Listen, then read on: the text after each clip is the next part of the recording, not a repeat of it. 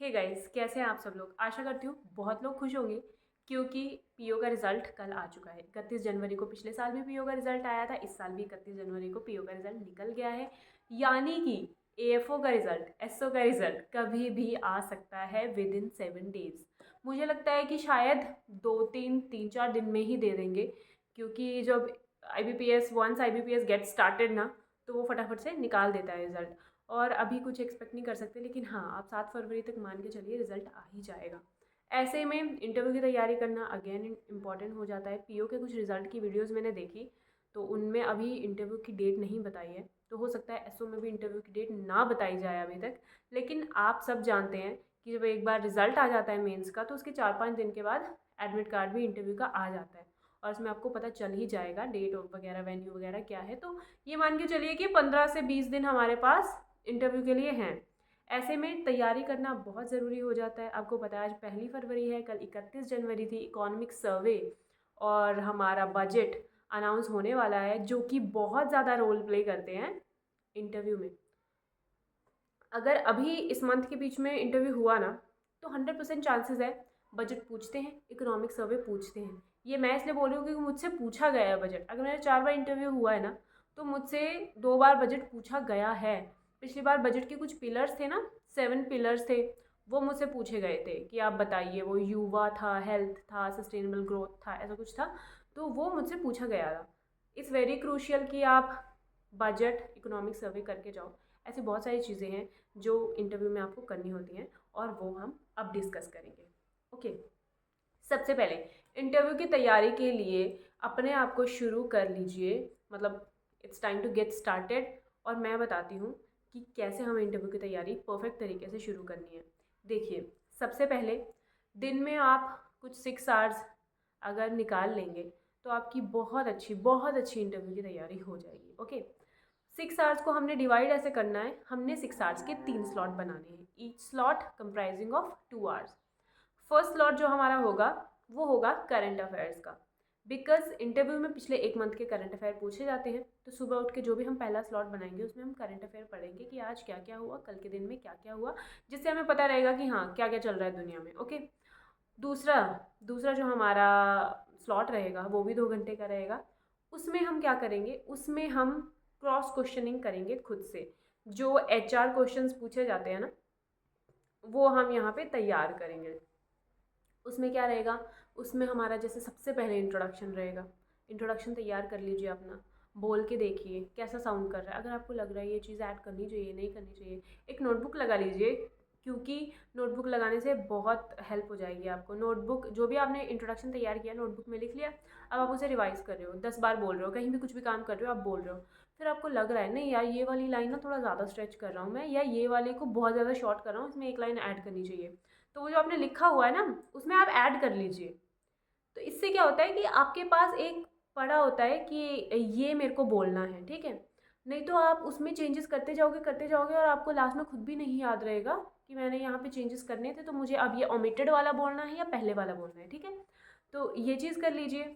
उस इंट्रोडक्शन में आपसे कितनी क्रॉस क्वेश्चनिंग हो सकती है, कहाँ से आप आते हैं, उस एरिया से कितने क्वेश्चंस पूछे जा सकते हैं, आप किस रिलीजन, किस कास्ट से बिलोंग करते हैं, उसकी हिस्ट्री के बारे में क्वेश्चंस पूछ सकते हैं। अच्छा, आप विमेन हैं, विमेन के बारे में ज़रूर क्वेश्चन पूछा जाता है। विमेन हेल्पलाइन पूछ लेते हैं। पंजाब में विमेन के लिए क्या क्या स्कीम्स हैं, ये पूछ लेते हैं।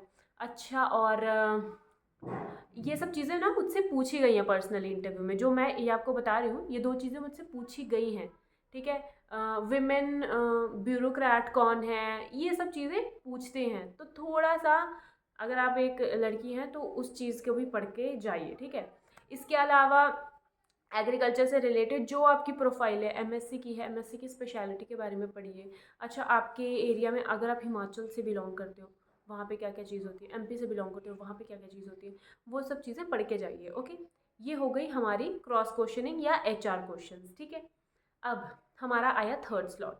थर्ड स्लॉट हमारा टेक्निकल स्लॉट होगा, जिसमें हम या तो एग्रीकल्चर पढ़ेंगे या बैंकिंग अवेयरनेस पढ़ेंगे, मतलब ये दोनों पढ़ेंगे। ओके, क्योंकि एग्रीकल्चर बहुत कम लोग पढ़ना प्रेफर करते हैं। आपको किसी चीज़ में डाउट आ रहा है, आप जैसे इंटरव्यू की प्रिपरेशन कर रहे हो, अब आपको करते करते ही प्रिपरेशन खुद से ही एक चीज़ में डाउट अराइज हो गया, तो आप वो चीज़ पढ़ लो।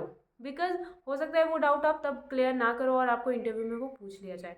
तो ऐसी बेसिक सी चीज़ें जो होती हैं या बेसिक सी टर्मिनोलॉजीज़ जो होती हैं वहाँ पे आप पढ़ के जा सकते हो। ओके, इसके अलावा बैंकिंग का थोड़ा सा पढ़ना पड़ेगा, क्योंकि बैंकिंग से क्वेश्चन पूछते हैं। वहाँ पे 5-6 पैनल होते हैं, पैनल मेंबर्स होते हैं, और उसमें से एक बैंकिंग सेक्टर से क्वेश्चनिंग करता ही करता है। मुझसे क्या क्वेश्चन पूछा था जब मैं पहली बार गई थी, मुझसे पूछा था डेबिट और क्रेडिट कार्ड में फ़र्क बताओ, वो मैंने बता दिया था। सेकेंड टाइम मुझसे कोई क्वेश्चन नहीं पूछा था बैंकिंग का। थर्ड टाइम मुझसे क्वेश्चन पूछा था कि बैंकिंग वाले जो है वो थर्ड पार्टी प्रोडक्ट्स को क्यों प्रमोट करते हैं, ये पूछा था। अभी जब लास्ट टाइम मैं गई हूँ तो मुझसे बीसी का क्वेश्चन पूछा था कि बैंकिंग कॉरेस्पॉन्डेंट्स किसको बोलते हैं, जिसका मैं जवाब नहीं दे पाई थी, लेकिन हाँ मैंने घर आके वो पढ़ा था। ठीक है, तो आप बैंकिंग के बारे में थोड़ा बहुत पढ़ के जाओ, जिससे आपको आइडिया हो कि हाँ बैंकिंग सेक्टर में क्या हो रहा है, क्योंकि अल्टीमेटली आप बैंकिंग में ही जा रहे हो। ठीक है, ये बातें हो गई। एक मैं आपको बता रही थी कितने मेंबर्स होते हैं, वहाँ पे 5 से 6 मेंबर होते हैं, और वो मिड एज के होते हैं। ठीक है, मतलब 40 से ऊपर ही होते हैं, बहुत 40-50 से ऊपर ही होते हैं, ये ज़्यादा चांसेस रहते हैं। वहाँ पे एक सेंट्रल मेंबर होता है, वो आपसे इंट्रोडक्शन पूछ लेगा या आपसे आपके एरिया वगैरह के बारे में पूछ लेगा। ठीक है, ये हो गया। साइड वाला मेंबर आपसे करंट अफेयर पूछेगा, एक मेंबर, वो करंट अफेयर के रिगार्डिंग कोई क्वेश्चन या करंट में जो न्यूज़ चल रही है उसके रिगार्डिंग कोई क्वेश्चन पूछ लेगा। ठीक है, तीसरा मेंबर आपसे आपके सब्जेक्ट के रिगार्डिंग पूछेगा, एग्रीकल्चर के रिगार्डिंग कुछ क्वेश्चन पूछेगा। ठीक है, उसका काम हो गया। चौथा मेंबर आपसे बैंकिंग के रिगार्डिंग कुछ क्वेश्चन पूछेगा। ठीक है, उससे बात कर ली। जो पांचवा मेंबर होता है, या तो 2 मेंबर एग्रीकल्चर से रिगार्डिंग पूछ लेंगे, या आप हो सकता है कि आपके पर्सनली जो है वो 2 मेंबर्स पूछ लें, एक ने भी इंट्रोडक्शन पूछ लिया, एक ने भी, दूसरे ने भी पर्सनल क्वेश्चन पूछ लिया। ठीक है, जो एक मेंबर होता है वो या तो आपसे बहुत ईजी सा कोई क्वेश्चन पूछ लेगा, कोई भी, या तो हो सकता है वो ना पूछे, और हो सकता है वो मोस्ट प्रोबेबली लेडी भी होती है, एक लेडी ज़रूर होती है, एक या 2 लेडीज़ होती हैं। वो क्या होता है, उसका क्या रोल होता है कि वो आपको देखता है, वो आपकी बॉडी लैंग्वेज को नोटिस करता है पूरे टाइम जब आप इंटरव्यू दे रहे होते हो, कि आप किस तरीके से रिएक्ट कर रहे हो, क्या आप सहमे हुए हो, क्या आप मतलब झूठ बोल रहे हो, है ना। तो ये सब चीज़ें वो नोटिस करता है, आपका बॉडी मूवमेंट क्या है, आपकी बॉडी लैंग्वेज क्या है। अगर आपकी कोई, देखो वो लोग ना कई बार बहस करने की कोशिश करते हैं, अच्छा आप सही बोल रहे हो, नहीं नहीं नहीं ये तो नहीं है, अगर आप सही भी होते हो ना, वो देखते हैं कि आपको अंदर से गुस्सा आ रहा है, आप कह रहे हो नहीं नहीं ये तो सही है ना। तो वो चीज़ें वो मेंबर जो है वो नोटिस करने के लिए बैठा होता है। तो आप ऐसे मत सोचना कि नोटिस नहीं कर रहे हैं, एक मेंबर बैठ के आपको पूरे टाइम 5-6 मिनट 7-8 मिनट वो आपको नोटिस ही कर रहा है। फेक इंट्रोडक्शन बोल रहे हो, फेक आंसर दे रहे हो, या फिर गुस्सा आ रहा है, या फिर हैंड मूवमेंट हो रही है, पैर ऐसे ऐसे हो रहे हैं, वो चीज़ वो देखता रहता है। ठीक है, तो इस तरीके से अगर आप तैयारी करोगे ना, दिन के 6 घंटे निकालोगे, 3 स्लॉट निकालोगे, आराम से आपकी इंटरव्यू की तैयारी हो जाएगी, सब चीज़ कवर हो जाएगी। बस यही बोलूँगी, जो भी क्वेश्चन आपके माइंड में बनते हैं नोटबुक में लिख लीजिए, उसके आंसर अगर आपको लगता है जॉट डाउन करने हैं वो भी लिख लीजिए। ठीक है, क्योंकि लिखने से ना बहुत क्लैरिटी आती है।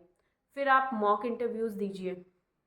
Once you completed this, once आपने, अगर आपने 5 दिन भी ये चीज़ कर ली ना, तो 5 दिन भी 6 घंटे निकाल दिए, आपका इंटरव्यू का बहुत सारा मटेरियल तैयार हो जाएगा। अब आप मॉक इंटरव्यूज़ देना शुरू कर दीजिए। ठीक है, जो क्वेश्चन आपने लिखे हैं किसी भी घर वाले अपने को दीजिए, मैं क्या क्या कह रही हूँ, किसी भी घर के मेंबर को वो नोटबुक दीजिए। आप बोलिए कि आपको ये क्वेश्चन मेरे से पूछने हैं, या इसके रिगार्डिंग, इसके अराउंड रिवॉल्विंग आपने मुझसे क्वेश्चन पूछने हैं।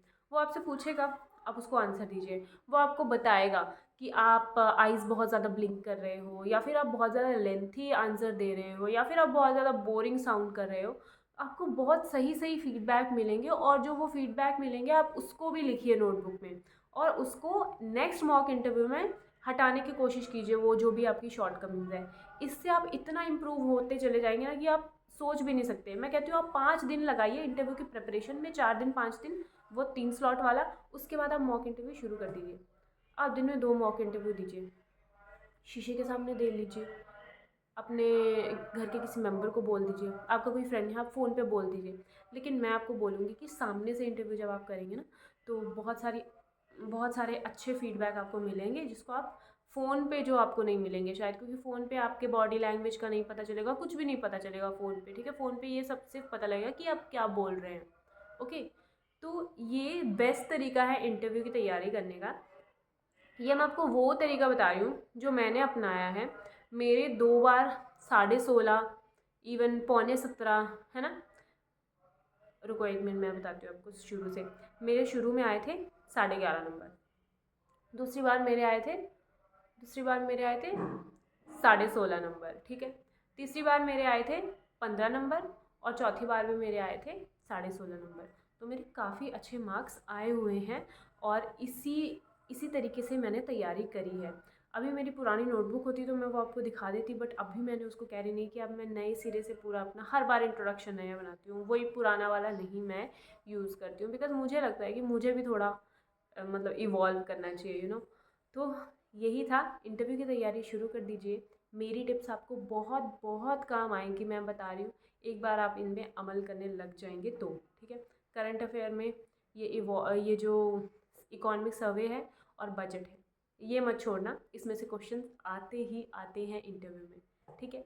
तो इसी के साथ मैं मिलूँगी आपको नेक्स्ट वीडियो में। होप्स हो कि वो वीडियो रिज़ल्ट की होगी। रिज़ल्ट आएगा तो हम देखेंगे कि क्या हो सकता है, कितने मार्क्स आ रहे हैं। मुझे आपके मार्क्स जानने को मिलेंगे, आपको मेरे मार्क्स जानने को मिलेंगे। होप सो, मैं तो यही आशा करती हूँ कि इस बार मेरा सिलेक्शन हो जाए, बिकॉज मैं ना बहुत ज़्यादा इस बार मैं उम्मीद लगा के बैठी हूँ कि मेरा सिलेक्शन हो जाए। अगर मेरा इस बार नहीं हुआ तो मुझे भी नहीं पता कि मैं दोबारा अटैम्प्ट दूंगी नहीं दूंगी, क्योंकि यार बहुत बहुत अटैम्प्ट दिए हैं, ठीक है। तो एक ना गुस्सा आ जाता है, तो वो चीज़ नहीं होनी चाहिए, उस चीज़ की नौबत ना आए, सिलेक्शन हो जाए। Hope for the best. चलिए मिलती हूँ नेक्स्ट वीडियो में, टिल देन बाय बाय।